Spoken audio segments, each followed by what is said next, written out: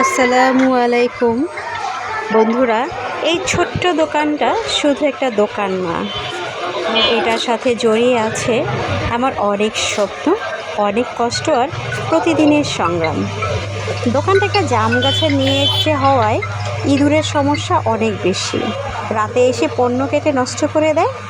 আজকে দেখি আমার গ্লাসের শোকেসের পিছনের বোর্ডটাও পুরো কেটে ফেলেছে।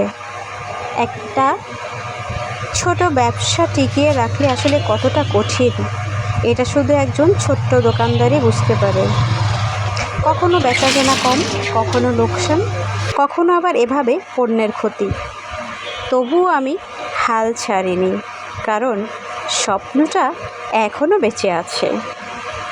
এ কারণেই এখন আমি চেষ্টা করছি দোকানটা নতুন একটা জায়গায় শিফট করার, যেখানে হয়তো একটু ভালো পরিবেশ হবে, কম সমস্যা হবে, আর নতুনভাবে আবার শুরু করতে পারবো।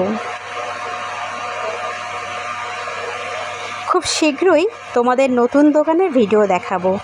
কোথায় নিচ্ছি, কিভাবে নিচ্ছি, সব কিছুর গল্প ধীরে ধীরে শেয়ার করব। দোয়া করো ছোট্ট এই স্বপ্নটা যেন একদিন সত্যি হয়ে যায়।